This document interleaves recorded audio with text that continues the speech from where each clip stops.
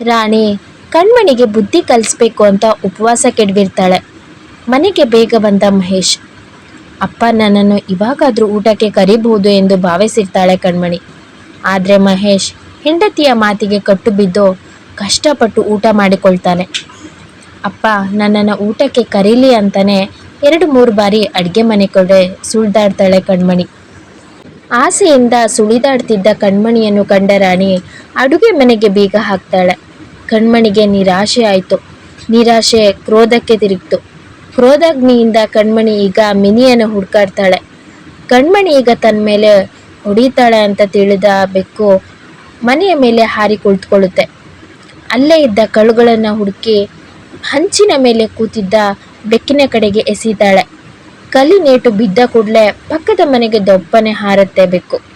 ಕಣ್ಮಣಿ ಇನ್ನೂ ದಪ್ಪಗಿರೋ ಕಲ್ಗಳನ್ನ ಹುಡ್ಕೊಂಡು ಹಾಗೆ ಹೊಡೆಯೋಕೆ ಶುರು ಮಾಡ್ತಾಳೆ. ಅದು ಅಕ್ಕಪಕ್ಕದ ಮನೆಗಳ ಮೇಲೆಲ್ಲ ಬೀಳುತ್ತೆ.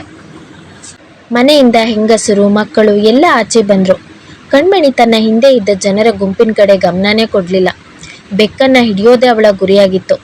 ಅಲ್ಲೇ ನಿಂತಿದ್ದ ಹೆಂಗಸೊಬ್ಳು, ಕಣ್ಮಣಿ ಕಲ್ಲೆಸಿಬೇಡ, ಹಂಚು ಹೊಡೆಯುತ್ತೆ ಅಂತ ಕೂಗ್ತಾಳೆ. ಅವರ ಕೂಗಿಗೆ ಕಣ್ಮಣಿ ತಿರುಗಿ ನೋಡಿದ್ಲು. ಹೆಂಗಸರು ಮಕ್ಕಳು ಗಂಡಸರು ಎಲ್ಲರ ಗುಂಪು ಇವಳನ್ನೇ ಆಶ್ಚರ್ಯ ಮತ್ತು ಗಾಬರಿಯಿಂದ ನೋಡ್ತಾ ಇತ್ತು. ಗುಂಪನ್ನು ನೋಡಿದ ಕಣ್ಮಣಿಗೆ ಇನ್ನೂ ಉತ್ತೇಜನ ಸಿಕ್ಕಿದಂತಾಯಿತು. ಆ ಗುಂಪಿನಲ್ಲಿದ್ದ ಒಬ್ಬ ಹುಡುಗ ಮುಂದೆ ಬಂದು, ನಿನಗೆ ನಿನ್ನ ಮನೆಯಲ್ಲಿ ಮಾಡಲು ಬೇರೆ ಕೆಲಸ ಇಲ್ವೇ? ಇನ್ನೊಂದು ಸಲ ನನ್ನ ಮನೆಯ ಮೇಲೆ ಕಲ್ಲೆಸೆದ್ರೆ ನಿನ್ನ ಕೈ ಮುರಿತೀನಿ ಅಂತಾನೆ. ಅವನ ಮಾತುಗಳನ್ನು ಕೇಳಿದ ಕಣ್ಮಣಿ ಬೆಕ್ಕಿಗೆ ಹೊಡೆಯಲು ಹಿಡ್ಕೊಂಡಿದ್ದ ಕಲ್ಲನ್ನು ಅವನ ಕಡೆಗೆ ಎಸೆದ್ಲು. ಕಲ್ಲು ಮಿಂಚಿನ ವೇಗದಲ್ಲಿ ಬಂದು ಅವನ ಮೊಣಕಾಲಿಗೆ ಬಡಿತು. ಅಯ್ಯೋ ನಿನ್ನ ಮನೆ ಹಾಳಾಗ ಎನ್ನುತ್ತಾ ತನ್ನ ಕಾಲಿಗೆ ಬಟ್ಟೆಯನ್ನು ಕಟ್ಟಿಕೊಳ್ತಾನೆ. ಅಲ್ಲೇ ಇದ್ದ ಹೆಂಗಸರಿಬ್ಬರು ಕಣ್ಮಣಿಯನ್ನು ಹೊಡೆಯೋಕೆ ಮುಂದಾಗ್ತಾರೆ. ಕಣ್ಮಣಿ ಬಾಗಿ ಮಣ್ಣನ್ನು ತೆಗೆದುಕೊಂಡು ಅವರಿಬ್ಬರ ಕಣ್ಣಿಗೆ ಎರಚಿ ಅಲ್ಲಿಂದ ಓಡ್ತಾಳೆ. ನೆರೆಹೊರೆಯವರು ತನ್ನನ್ನು ಬೆನ್ನಟ್ಟಿ ಬರುತ್ತಿರುವ ವಿಷಯ ಅಪ್ಪನಿಗೆ ತಿಳಿಬಾರ್ದು ಅಂತ ತನ್ನ ತಂಗಿಯ ರೂಮ್ಗೆ ಓಡಿ ಹೋಗಿ ಬಾಗಿಲು ಹಾಕಿಕೊಳ್ತಾಳೆ. ಹಾಲಿನಲ್ಲಿ ಕುಳಿತಿದ್ದ ರಾಣಿಗೆ ಕಣ್ಮಣಿ ಯಾಕೆ ಈ ರೀತಿ ಓಡ್ಬಂದ್ಲು ಎಂದು ಮೊದಲು ತಿಳಿಯಲ್ಲ. ಅಷ್ಟರಲ್ಲಿ ಜನರ ಗುಂಪು ಮನೆಯ ಮುಂದೆ ಸೇರಿ ಗಲಾಟೆ ಮಾಡೋಕೆ ಶುರು ಮಾಡಿತ್ತೆ. ಗಲಾಟೆಗೆ ಮಹೇಶ್ಗೆ ಎಚ್ಚರ ಆಗುತ್ತೆ. ಮನೆಯ ಮುಂದಿನ ಗುಂಪನ್ನು ನೋಡಿ ಮಹೇಶ್ ಗಾಬರಿ ಆಗ್ತಾನೆ. ಯಾಕಪ್ಪ, ಏನು ಸಮಾಚಾರ ಎಂದು ಕೇಳ್ತಾನೆ. ಸಮಾಚಾರವೇ, ನಿಮ್ಮ ಮಗಳು ಮಾಡಿರೋದನ್ನ ನೋಡ್ಬನ್ನಿ ಎಂದು ಆಗಿದ್ದೆಲ್ಲವನ್ನು ಹೇಳ್ತಾರೆ. ಮಹೇಶ್ ತುಂಬ ಅಂದರೆ ತುಂಬಾ ಕೋಪ ಮಾಡಿಕೊಂಡು ಎಲ್ಲಿ ಅವಳು ಎಂದು ಕೂಗ್ತಾನೆ. ತಟ್ಟನೆ ತನ್ನ ಮಗು ಇದ್ದ ರೂಮ್ಗೆ ಹೋಗಿ ಬಾಗಿಲು ಹಾಕಿಕೊಂಡಿದ್ದು ರಾಣಿಗೆ ನೆನಪಾಗುತ್ತೆ. ಗಾಬರಿಯಿಂದ ಅಳೋಕೆ ಶುರು ಮಾಡ್ತಾಳೆ. ಹುಚ್ಚಿಯಂತೆ ಗಂಡನ ಕಡೆ ಓಡ್ಬಂದು, ನಿಮ್ಮ ದಮ್ಮಯ್ಯ ಅಂತೀನಿರಿ, ನಿಮ್ಮ ಕಾಲಿಗೆ ಬೇಕಾದರೂ ಬೀಳ್ತೀನಿ, ಹೇಗಾದರೂ ಮಾಡಿ ಕಣ್ಮಣಿನ ಆಚೆ ಕರೀರಿ ಎಂದು ಅಂಗಾಲಾಚಿಕೊಳ್ತಾಳೆ. ಒಂದು ಕ್ಷಣಕ್ಕೆ ರಾಣಿಯ ಕಣ್ಮುಂದೆ ಬೆಕ್ಕು ಪಡುತ್ತಿದ್ದ ರೋದನೆ, ರೆನ್ಸಿಲಿನ ತಲೆಯಲ್ಲಿ ಹರಿಯುತ್ತಿದ್ದ ರಕ್ತ, ಮಿನಿಯ ಆರ್ತನಾದ ಅವಳ ಕಿವಿಯಲ್ಲಿ ಪದೇ ಪದೇ ಪ್ರತಿಧ್ವನಿಸೋಕೆ ಶುರುವಾಯಿತು. ಇನ್ನೇನು ಗತಿ, ಕಣ್ಮಣಿ ನನ್ನ ಮಗುನ ಖಂಡಿತ ಕೊಂದೇ ಬಿಡ್ತಾಳೇನೋ ಅಂತ ಯೋಚಿಸೋಕೆ ಶುರು ಮಾಡ್ತಾಳೆ. ನೀನು ಅಳ್ಬೇಡ ರಾಣಿ, ಕಣ್ಮಣಿ ಕಾವ್ಯಾಗೇನೂ ಮಾಡಲ್ಲ, ಕಣ್ಮಣಿನ ನಾನು ಹೊರಗೆ ಕರಿತೀನಿ. ಮೇಲ್ನೋಟಕ್ಕೆ ಹೆಂಡತಿಗೆ ಸಮಾಧಾನ ಮಾಡಿದ್ರು ಮಹೇಶ್ಗೆ ಒಳಗೊಳಗೆ ಭಯ ಆಗ್ತಿತ್ತು. ಮಹೇಶ್ ಬಾಗಿಲ ಬಳಿ ನಿಂತ್ಕೊಂಡು, ಕಣ್ಮಣಿ ಊಟ ಮಾಡು ಬಾರಮ್ಮ. ಕಣ್ಮಣಿ ಕಾವ್ಯ ಮಲಗಿದ್ದ ಹಾಸಿಗೆಯ ಒಂದು ತುದಿಯಲ್ಲಿ ಕುಳಿತಿದ್ಲು. ಭಯದಿಂದ ಸುತ್ತಲೂ ನೋಡ್ತಾ ಇದ್ಲು. ಅಪ್ಪನ ವಾಯ್ಸ್ ಕೇಳ್ತಿದ್ದ ಹಾಗೆ, ನಾನು ಬರಲ್ಲ ಅಂತಾಳೆ. ಬಾಗಿಲು ತೆಗಿ. ನಾನು ತೆಗಿಯಲ್ಲ ಅಪ್ಪ ಅಂತಾಳೆ. ಜನರು ಕಿಟಕಿಯ ಬಳಿ ಬಂದು ಗಲಾಟೆ ಮಾಡೋಕೆ ಶುರು ಮಾಡಿದ್ರು. ಹೆದರಿದ ಕಣ್ಮಣಿ ಕಿಟಕಿಯ ಬಾಗಿಲುಗಳನ್ನು ಕ್ಲೋಸ್ ಮಾಡ್ಕೊಳ್ತಾಳೆ. ಜನರ ಗಲಾಟೆ ಗದ್ದಲಕ್ಕೆ ಮಲಗಿದ್ದ ಕಾವ್ಯ ಎದ್ದು ಅಳಲು ಶುರು ಮಾಡ್ತಾಳೆ. ಹೊರಗಿನಿಂದ ಮಗು ಅಳುವ ಶಬ್ದ ಕೇಳಿದ ರಾಣಿಯ ಎದೆ ಒಡೆದಂತಾಯಿತು. ಅಯ್ಯಯ್ಯೋ, ಅವಳು ಮಗುಗೆ ಏನು ಮಾಡಿದ್ಲೋ ಏನೋ. ನೀವು ಬಾಗಿಲೋ ಗೋಡೆನೋ ಏನಾದರೂ ಓಡಿಸಿ ನನ್ನ ಮಗುನ ಬದುಕಿಸ್ಕೊಡಿ. ಮನೆ ಒಡೆದು ಹೋದ್ರೂ ಪರವಾಗಿಲ್ಲ, ನನ್ನ ಮಗಳು ಬದುಕಿದ್ರೆ ಸಾಕು ಎಂದು ರಾಣಿ ಕೂಗಾಡ್ತಾಳೆ. ಕಣ್ಮಣಿ ಕಾವ್ಯಳಿಗೆ ಹತ್ತಿರವೂ ಸುಳಿದಿರಲಿಲ್ಲ. ಆದರೆ ಅವಳು ಅಳೋಕೆ ಶುರು ಮಾಡಿದ್ರಿಂದ ಅಳಬೇಡ ಎಂದು ಕೆನ್ನೆಗೆ ಚಿವುಡ್ತಾಳೆ. ಕಾವ್ಯ ಮತ್ತಷ್ಟು ಜೋರಾಗಿ ಅಳೋಕೆ ಶುರು ಮಾಡ್ತಾಳೆ. ಕಾವ್ಯ ಕಾವ್ಯ, ನೀನಾದರೂ ಬಾಗಿಲು ತೆಗ್ಯಮ್ಮ ಎಂದು ಮಹೇಶ್ ಕೂಗ್ತಾನೆ. ಕಣ್ಮಣಿ ಬಾಗಿಲಿಗೆ ಅಡ್ಡವಾಗಿ ನಿಂತುಕೊಳ್ತಾಳೆ. ಭಯಗೊಂಡಿದ್ದ ಕಾವ್ಯ ಹಾಸಿಗೆಯಿಂದ ಮೇಲೆ ಎಳ್ಳೇ ಇಲ್ಲ. ಜನಗಳ ಸದ್ದಿಗೆ ಕಣ್ಮಣಿ ಇನ್ನೂ ಉನ್ನತಳಾದ್ಲು. ಭಯ ಉನ್ಮಾದದಿಂದ ಸುತ್ತಲೂ ಕಣ್ಣರಳಿಸಿ ನೋಡಿದ್ಲು. ಹೊರಗೆ ರಾಣಿ ಬೆಂಕಿಯ ಮೇಲೆ ನಿಂತವಳಂತೆ ವರ್ತಿಸ್ತಾ ಇದ್ಲು. ಕಣ್ಮಣಿ ಬಾಗಿಲು ತೆಗೆಯುವ ಸೂಚನೆ ಕಂಡು ಬರದಿರಲು ರಾಣಿ ಹುಚ್ಚಿಯಂತೆ ಓಡಿ ಹೋಗಿ ಹಾರೆಯನ್ನು ತಂದು ಬಾಗಿಲನ್ನು ಒಡೆಯೋಕೆ ಮುಂದಾಗ್ತಾಳೆ. ಜನಗಳ ಗುಂಪಿನಲ್ಲಿ ಒಬ್ಬರು ಯಾರಾದರೂ ಹತ್ತಿ ಹಂಚುಗಳನ್ನು ತೆಗಿರಿ ಎಂದು ಸಲಹೆ ಕೊಡ್ತಾರೆ. ಆವೇಶ ಗಲಾಟೆಯಲ್ಲಿ ಯಾರಿಗೂ ಇದು ಹೊಳದೇ ಇರಲ್ಲ. ಹಂಚಿನ ಸದ್ದಾಗಲು ಕಣ್ಮಣಿ ತಲೆ ಎತ್ತಿ ಹಂಚಿನ ಕಡೆ ನೋಡ್ತಾಳೆ. ನೋಡ್ತಾ ಇದ್ದಂತೆ 6-7 ಹಂಚುಗಳು ಕ್ರಮೇಣವಾಗಿ ತೆಗೆಯಲ್ಪಟ್ಟವು. ಭಯ ಉದ್ವೇಗದಿಂದ ಚೀರಿದಳು. ಕೆಳಗೆ ಇಳಿತಿದ್ದವನ ಮೇಲೆ ಸಣ್ಣ ಪುಟ್ಟ ವಸ್ತುಗಳನ್ನು ಎಸೆದ್ಲು. ಆದರೆ ಆ ವ್ಯಕ್ತಿ ಅದ್ಯಾವುದನ್ನು ಲೆಕ್ಕಿಸದೆ ಬಾಗಿಲನ್ನು ತೆರೀತಾನೆ. ಬಾಗಿಲು ತೆಗೆದೊಡನೆ ರಾಣಿ ಒಳಗೆ ನುಗ್ಗಿ ಅಳುತ್ತಿದ್ದ ಮಗಳನ್ನು ಎತ್ತಿಕೊಂಡು ಎದೆಗೆ ಅಪ್ಪಿಕೊಳ್ತಾಳೆ. ತಾಯಿ ಎತ್ತಿಕೊಂಡೊಡನೆ ಮಗು ಅಳುವುದನ್ನು ನಿಲ್ಲಿಸ್ತಾಳೆ. ಕ್ರಮೇಣ ಜನರ ಗುಂಪು ಕಡಿಮೆ ಆಯಿತು. ಮಹೇಶ್ ಮಗಳಿಗೆ ತನ್ನ ಕೈ ನೋವು ಬರೋ ತನಕ ಹೊಡಿತಾನೆ. ಹೊಡೆದು ಸುಸ್ತಾಗಿ ಹೊರಗೆ ಹೊರಟ್ಬಿಡ್ತಾನೆ. ಬೆಳಗಿನಿಂದ ಏನನ್ನು ತಿಂದಿರದ ಕಣ್ಮಣಿ ರಾಣಿಯ ಬಳಿ ಬಂದು, ಚಿಕ್ಕಮ್ಮ, ನನಗೆ ಊಟ ಕೊಡ್ತೀರಾ ಕೊಡಲ್ವೋ ಅಂತಾಳೆ. ಎಲ್ಲಾದರೂ ಹಾಳಾಗಿ ಹೋಗೆ ಮಾರಿ, ನನ್ನ ಮಗುನ ನುಂಗಿಬಿಡ್ತಿದ್ಯಲ್ಲೇ ಎಂದು ಕಣ್ಮಣಿಗೆ ಜೋರು ಮಾಡ್ತಾಳೆ. ಕಣ್ಮಣಿ ಮಾತಾಡದೆ ಹೊರಗೆ ಬರ್ತಾಳೆ. ಹೊರಗೆ ಕೆಲವರು ಹುಚ್ಚಿ ಹುಚ್ಚಿ ಕಳ್ಳಿ ಅಂತೆಲ್ಲ ಕೂಗ್ತಾ ಇರ್ತಾರೆ. ಕಣ್ಮಣಿ ಇದ್ಯಾವುದನ್ನು ಲೆಕ್ಕಿಸದೆ 4 ಬೀದಿಗಳನ್ನು ದಾಟಿ ತನ್ನ ಗೆಳತಿಯ ಮನೆ ಕಡೆಗೆ ಹೋಗ್ತಾಳೆ. ಕಣ್ಮಣಿಯ ಗೆಳತಿ ಶಾರದಾಳ ತಾಯಿ ಬಟ್ಟೆಗೆ ಹೊಲಿಗೆ ಹಾಕುತ್ತಾ ಕುಳಿತಿರ್ತಾರೆ.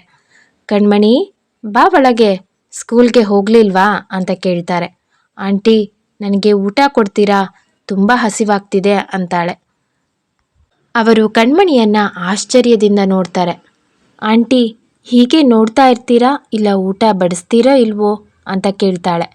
ಬಡಿಸ್ತಿದ್ರೆ ಏನು ಮಾಡ್ತೀಯ ಕಣ್ಮಣಿ ಎಂದು ನಗುತ್ತಾ ಕೇಳ್ತಾರೆ. ಬೇರೆ ಮನೆಗೆ ಹೋಗಿ ಕೇಳ್ತೀನಿ. ಯಾಕೋ ಕಣ್ಮಣಿ, ಬೆಳಗ್ಗೆ ತಿಂಡಿ ತಿನ್ನಲಿಲ್ವಾ? ಇಲ್ಲ ಆಂಟಿ, ಚಿಕ್ಕಮ್ಮ ಕೊಡಲಿಲ್ಲ. ಯಾಕೆ? ಗೊತ್ತಿಲ್ಲ ಆಂಟಿ ಅಂತಾಳೆ. ಸರಿ ಕೂತ್ಕೋ, ಊಟ ಕೊಡ್ತೀನಿ ಅಂತ ಹೇಳಿ ಬೆಳಗ್ಗೆ ಮಿಕ್ಕಿದ ಹುಳಿ ಗೊಜ್ಜು ಅನ್ನವನ್ನು ಬಡಿಸ್ತಾರೆ. ಕಣ್ಮಣಿ ಊಟ ಹಾಕಿದೊಡನೆ ಆತುರಾತುರವಾಗಿ ಊಟವನ್ನು ತಿನ್ನೋಕೆ ಪ್ರಾರಂಭಿಸ್ತಾಳೆ. ಕಣ್ಮಣಿ, ಮೆಲ್ಲೆ ತಿನ್ನಮ್ಮ, ಆಮೇಲೆ ನೆತ್ತಿ ಹತ್ತುತ್ತೆ ಅನ್ನುತ್ತಾರೆ ರಾಧಾ. ಕಣ್ಮಣಿ ಊಟ ಆದ ಮೇಲೆ ಅಲ್ಲೇ ನಿದ್ರೆಗೆ ಜಾರ್ತಾಳೆ. ರಾತ್ರಿ 8ಕ್ಕೆ ಮನೆ ಕಡೆ ಹೊರಡ್ತಾಳೆ. ಮನೆಗೆ ಬಂದವಳೆ ನೇರವಾಗಿ ತನ್ನ ರೂಮಿಗೆ ಹೋಗ್ತಾಳೆ. ನಿಂತ್ಕೋ, ಎಲ್ಲಿಗೆ ಹೋಗ್ತಾ ಇದೀಯಾ ಕೇಳ್ತಾಳೆ ರಾಣಿ. ಎಲ್ಲೋ, ನಿಮಗೇಕೆ? ಎದುರು ಮಾತಾಡಿದರೆ ಅನ್ನ ಹಾಕದೆ ಸಾಯಿಸ್ಬಿಡ್ತೇನೆ ಅಂತಾಳೆ ರಾಣಿ. ನೀವು ಊಟ ಹಾಕ್ತಿದ್ರೆ ಏನಾಯ್ತು, ರಾಧಾ ಆಂಟಿ ಹಾಕ್ತಾರೆ. ಓಹೋ, ಸವಾರಿ ಅಲ್ಸಾಗಿತ್ತಾ? ಊಟ ಮಾಡ್ಕೊಂಡು ಬಂದಿದ್ಯಾ ಅನ್ಸುತ್ತೆ. ಹೋಗಿ ಅಂಗಲಾಚಿ ಬೇಡ್ಕೊಂಡಾ? ಮನೆಯಲ್ಲಿ ಊಟ ಹಾಕ್ತಿದ್ರೆ ನಾನೇನು ಮಾಡಲಿ ಎಂದು ತಿರುಗಿ ಹೇಳ್ತಾಳೆ ಕಣ್ಮಣಿ. ನೋಡೋಣ ಎಷ್ಟು ದಿನ ಅವರು ನಿನಗೆ ಊಟ ಹಾಕ್ತಾರಂತ. ಅವರು ಹಾಕ್ತಿದ್ರೆ ಬೇರೆಯವ್ರ ಮನೆಯಲ್ಲಿ ಕೇಳ್ತೀನಿ ಎಂದು ತಿರುಗಿ ಮಾತಾಡ್ತಾಳೆ. ಜೋಳಿಗೆ ಹಿಡಿದು ಮನೆಗೆ ಹೋಗು. ಆಯಿತು ಬಿಡಿ, ಹಾಗೇ ಮಾಡ್ತೀನಿ ಎಂದು ರೂಮಿನೊಳಗೆ ಹೋಗ್ತಾಳೆ. ಇವಳ ಬಳಿ ಇನ್ನೂ ಮಾತಾಡೋಕ್ಕಾಗಲ್ಲ ಎಂದು ತಿಳಿದು ರಾಣಿ ಸುಮ್ಮನೆ ಮಲ್ಕೊಳ್ತಾಳೆ. ಆ ದಿನ ತಡರಾತ್ರಿ 11 ಗಂಟೆಗೆ ಮಹೇಶ್ ಮನೆಗೆ ಬರ್ತಾನೆ. ಕಣ್ಮಣಿಯಲ್ಲಿ ರಾಣಿ ಮಲಗಿದ್ಲಾ, ಊಟ ಮಾಡಿದ್ಲಾ ಅಂತ ಕೇಳ್ತಾನೆ. ಮಾಡಿದ್ಲು, ಆದರೆ ನಮ್ಮನೆಯಲ್ಲ, ರಾಧಾ ಅವರ ಮನೆಯಲ್ಲಿ. ಇವಳ ಸೊಕ್ಕು ಸ್ವಲ್ಪನೂ ಇಳಿಲಿಲ್ಲ ಅಂತಾಳೆ ಕೋಪದಿಂದ. ನಾನು ಒಬ್ಬರ ಜ್ಯೋತಿಷಿ ಹತ್ರ ಹೋಗಿ ಮಾತಾಡ್ಕೊಂಡು ಬಂದಿದ್ದೀನಿ ರಾಣಿ. ಕಣ್ಮಣಿ ಗ್ರಹಗತಿ ಸರಿ ಇಲ್ವಂತೆ, ಅದಕ್ಕೆ ಅವಳು ಹೀಗೆಲ್ಲ ಆಡ್ತಿರೋದು ಅಂತ ಅವ್ರು ಹೇಳಿದ್ರು. ಹೌದಾ, ಅದಕ್ಕೆ ಪರಿಹಾರ ಏನಂತೆ ಕೇಳ್ತಾಳೆ ರಾಣಿ. ಬೂದಿಯನ್ನು ಮಂತ್ರಿಸಿ ಕೊಟ್ಟಿದ್ದಾರೆ. ಶನಿವಾರ ರಾಮದೇವರ ಜಪ ಮಾಡಿ ಬೂದಿಯನ್ನು ಅವಳ ಹಣೆಗಿಟ್ರೆ ಕೆಟ್ಟ ಶಕ್ತಿಗಳೆಲ್ಲ ಅವಳಿಂದ ದೂರ ಹೋಗುತ್ತೆ ಅಂತ ಹೇಳಿದ್ರು. ಸದ್ಯ ಹಾಗೆ ಮಾಡಿ, ಅವಳು 4 ಜನರಂತೆ ಆದರೆ ಸಾಕು ಅಂತಾಳೆ ರಾಣಿ. ಶನಿವಾರ ಬೆಳಗ್ಗೆ ರಾಣಿ ಬಲವಂತದಿಂದ ಕಣ್ಮಣಿಗೆ ಎಣ್ಣೆ ಹಚ್ಚಿ ಸ್ನಾನ ಮಾಡಿಸ್ತಾಳೆ. ದೇವರ ನೈವೇದ್ಯಕ್ಕೆ ಪಾಯಸನೂ ಮಾಡ್ತಾಳೆ. ಮಹೇಶ್ ಆ ದಿನ ಕೆಲಸಕ್ಕೂ ಹೋಗದೆ ರಾಮದೇವರ ಪೂಜೆ ಮಾಡಿ ಮಗಳ ಹಣೆಗೆ ತಿಲಕವನ್ನು ಇಡ್ತಾನೆ. ಕಣ್ಮಣಿಯ ಕೈಯಲ್ಲಿ ದೇವರಿಗೆ ನಮಸ್ಕರಿಸ್ತಾನೆ. ಆದರೆ ಇವರ ಪೂಜೆ ಫಲ ಕೊಡಲಿಲ್ಲ. ಕಣ್ಮಣಿ ಮೊದಲಿಗಿಂತಲೂ ವಿಚಿತ್ರವಾಗಿ ವರ್ತಿಸೋಕೆ ಶುರು ಮಾಡಿರ್ತಾಳೆ. ವಿಚಿತ್ರವಾಗಿ ಮಾತಾಡ್ತಿರ್ತಾಳೆ. ಎಲ್ಲರೂ ಕಣ್ಮಣಿನ ಹುಚ್ಚಿ ಹುಚ್ಚಿ ಅಂತ ಕರೆಯೋಕೆ ಪ್ರಾರಂಭಿಸ್ತಾರೆ. ಹೀಗೆ ಯಾರೋ ಒಬ್ಬರು ನಿಮ್ಮ ಮಗಳಿಗೆ ಭೂತ ಹಿಡಿದಿರ್ಬೋದು, ಭೂತ ಹಿಡಿಯುವವರ ಬಳಿ ತೋರಿಸಿ ಎಂದು ಸಲಹೆನೂ ನೀಡ್ತಾರೆ. ಮಹೇಶ್ಗೆ ಭೂತ ಪ್ರೇತಗಳ ಮೇಲೆ ಅಷ್ಟಾಗಿ ನಂಬಿಕೆ ಇಲ್ಲದೆ ಇದ್ರೂ ಮಗಳು ಸರಿಯಾದರೆ ಸಾಕು ಅಂತ ಅವಳನ್ನ ಕರ್ಕೊಂಡು ಹೋಗೋಕೆ ತೀರ್ಮಾನಿಸ್ತಾನೆ.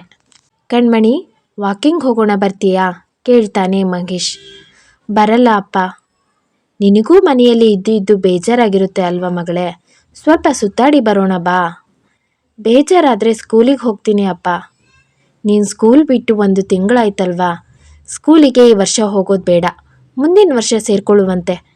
ಹಾಗೆ ಬರುವಾಗ ಬಟ್ಟೆ ಅಂಗಡಿಗೆ ಹೋಗೋಣ. ನಿನಗಿಷ್ಟ ಆದ ಬಟ್ಟೆ ಎಲ್ಲ ತಗೋ.